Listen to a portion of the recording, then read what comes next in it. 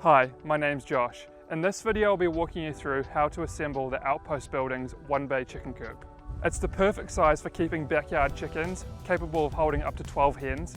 It's easy to tow around the yard and comes with everything you need pre-cut and ready for you to assemble. To start the assembly, we'll put the nest box together. As you can see, it all comes wrapped as one piece. So unwrap it, get it all set out in a nice even grid so that we can see exactly all the pieces we have in front of us. Keeping things organised and easy to see will make the assembly a lot easier. With the main base of the nest box, mark a line at 406 mils from one edge. That will be the line that we'll use to make sure that the walls are sitting at the right distances from each other. Then we'll grab the end walls and the middle divider and line them up on the baseboard. The side walls go into the base, making sure that the front edge is flush. This will leave enough room for the back wall to be installed. Screw in all of the dividers from underneath, making sure that each screw goes cleanly into the battens and that you pre-drill every hole to prevent the timber from splitting. To make things easier, lightly mark where the battens are with a pencil before you start screwing.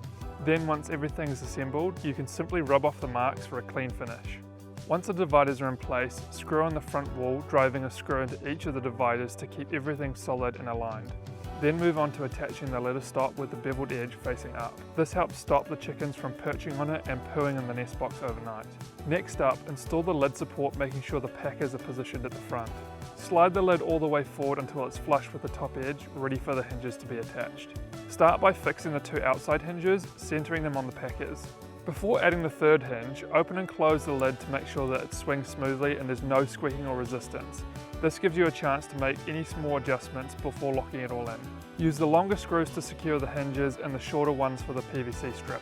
It's up to you whether you want to have the PVC either underneath or over the top of the hinges. I chose to put it underneath so the hinges could help hold it in place more securely. Once the third hinge is installed, give it another quick test to make sure there's nothing binding and the lid opens easily. The PVC strip might feel a little stiff at first, but it should soften and flex more with regular use. To begin the coop assembly, unpack all of the materials and hardware just like we did earlier with the nest box. Now that we've got these skids laid out on a flat surface, roughly the right distance apart, parallel to each other, you'll see on each of them there's two sets of lines. That's to mark where these joist hangers will be placed. These joist hangers have a flat surface that needs to be facing inwards on each of the four corners. Now the main thing is that the distance between the inside lines needs to be exactly 1430 apart. If that dimension is off, then we'll be fighting this assembly all the way through, and that's super frustrating. The distance between the outside of the joist hanger and the edge of the skid isn't as important as the center area. Take your time, make sure that's correct, and then we'll move on to screwing these joist hangers in. When it comes to attaching these joist hangers, we'll screw the outside of the joist hanger and nail the inside, and that's to make sure that the plywood and the toe brace can fit snugly up against that. A quick tip when you're placing these joist hangers, you want them sitting so there's a couple mils off of the edge of the skid. You should be able to see a gap down here. The reason for that is you want the portal halves to be sitting directly over the skid, and that just gives you a little bit of wiggle room when you're placing them on. Makes it easy to fit them. We'll now grab a pair of BO 1.1s and BO 2.1s. We'll join them together with a nail-on plate. We'll repeat the process for the other two, stand them up, and then we'll anchor them into the skids. If you get it to a point where the tip is touching each other, and then grab the two ends, pull them towards you, it will end up being a nice tight gap, and that gives us a firm area that we can nail on these plates. You want to position the nail on plate so it's evenly over the gap. If you just keep hammering it until all of the little spikes are flattened, then we can turn it over and do it the other side. Cool, that's one done. Now it comes to standing up these portal halves. There's a couple of things you need to know. One is that because it's rough sawn timber, it may not exactly fit into these joist hangers. So a couple of things you could do. Either you use a nice big size mallet and give it a good whack inside there, or you unscrew the tick screws, bend it out a little bit, put the timber in, and then bend it back around so that you can screw it back in. Having fully nailed and screwed in the portal halves to the skids and double checking to make sure that it's at 1430 between them, we're now going to do the same for the top. I've just grabbed a couple of bits of timber that I had lying around. They're not particularly thick, but they're just long enough to fit across the top here. And I'm going to use them as temporary bracing while I finish off the rest of the structure.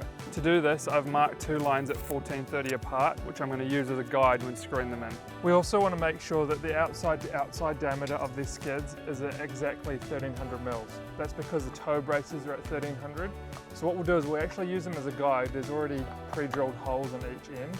and we'll use the 4 bolts that it comes with to fix them on the outside of these posts, and then that allows us to get the right dimensions.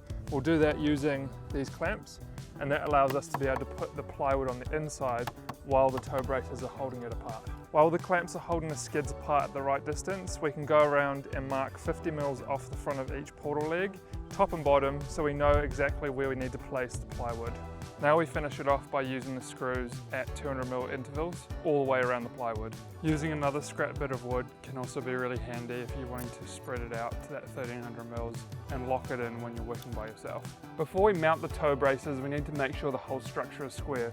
To do that, we'll use a rafter square to make sure that the skid and the portal are at 90 degrees from each other, and then we'll use a tape measure to measure corner to corner, making sure those measurements are the same as well. When it comes to the toe braces, we need to make sure that the plastic flaps are on the outside, and we'll use the bolt coming from the outside inwards with the washer and then a nut using a 16mm driver. And to finish off the toe brace installation, we'll use the same screws as we used for the plywood to screw the plywood to the toe brace from the outside in, making sure they're at 200mm intervals. We'll now start assembling the door frame. To do this, we'll get BO5 and BO6. We'll start by putting a line 530 from the right-hand portal wall on the main front skid. This is to show us where we need to place the main stud. At the same time, we can also draw a line at 1380 on the stud, and that's to show us where we need to put the horizontal piece. Grab the joist hanger and the hex screws and screw the joist hanger into the stud before we place it up on the skid. This makes it easier for us to line it up properly and screw it in straight. Once we've done that, we can place BO6 at that 1380 and nail it in. If you're doing this build by yourself, you may find it easier to grab 4 100mm bugle screws instead of using provided nails. Because these two bits of timber work independent of each other and it's a bit finicky to get them sitting at the right height and at the front of the stud, it's easier using a drill because you can always back it off and start again if you need to. Just making sure that you always pre-drill before you screw it in. Now grab the 2 BO4s. These will be used to secure the 2 portal ends together. We want to line them up so that they're the same angle as these pieces here, and then we'll fasten them together with screws or nails. We also want to add a couple of nails in between the purlins and the door support to strengthen that area up. And here we install it so it's flush with the back side of the portal. This will give us support when we're putting on the iron. While we're at it, we'll grab BO7, which is the Nestbox support. We'll secure that with the 100mm nails like we did before, making sure that where we place it doesn't interfere with the bolts from the toe brace. To install the Nestbox, we first need to mark a faint line at 318mm from the front edge. This will be used as a guide when we're placing the Nestbox in the chicken coop. Then we'll set it on the Nestbox support and use 2 screws to lightly screw it in, just to hold it in place, making sure that our guides are lined up with the front portal legs. Then we'll back those 2 screws off a little bit so that we can adjust the angle and get that sitting right. You want the Nestbox sitting a little bit forward so the eggs roll down towards you. Then we'll use more screws into the side of the Nestbox so that we join it to the portal legs. These only need to be put in very lightly. We don't want to over tighten them, otherwise it'll rip through and damage the Nestbox. And to finish it off, we'll put in a couple more screws into the base. Staple the wire netting to the back of the purlin, making sure that the bottom edge sits just above the Nestbox. Start by using just a couple of staples to hold it in place so you can adjust the position easily. Then once everything is sitting right, go ahead and add all the rest. Just note that you'll need to chop out a little bit in each of the top corners so that it can sit nicely around those portal legs. Once that's sitting perfectly and all stapled in, grab the Nestbox support, push it down hard and then screw it into the portal legs. Finish by trimming the front battens to size and screwing them into place over the netting. Here's a quick tip.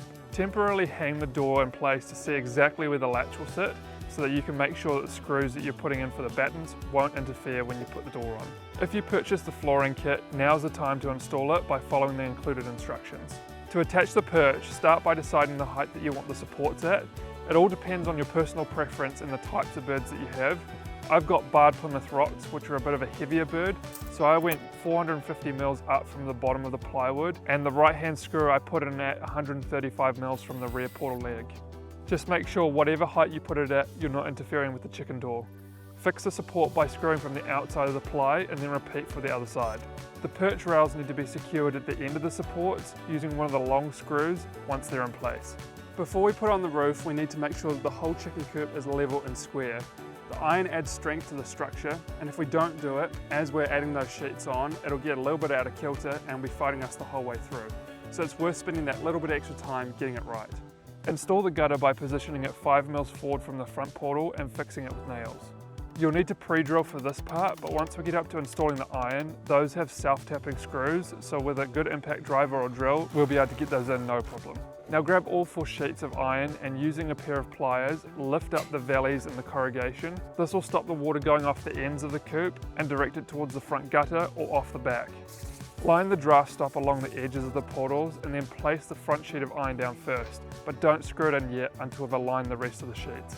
The second sheet will need to be bent at the 4th corrugation. This is a super important one to get right, so take your time with it. Make sure it lines up perfectly with the portals, and then when you're happy with how it's sitting, put a couple of screws either side of the apex. The third sheet needs to be flipped around in reverse and just snuck under the second one. Make sure that it aligns properly and then put a screw either side at the top just to hold it in place while we put the 4th one in. Either having a second set of hands or a pair of clamps at this stage can be super helpful. When you're happy with how it's all lined, go ahead and put a screw in the peak of every second corrugation. To install the flashings, you'll need a pair of tin snips or an angle grinder to cut them to length. Each flashing has one side that's wider than the other. The shorter side is designed to sit on top of the roof and cover the screws, while the wider side wraps down over the portal to keep things watertight.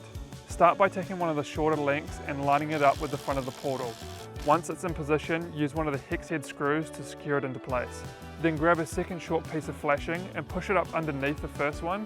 Where the two meet is where you need to cut it.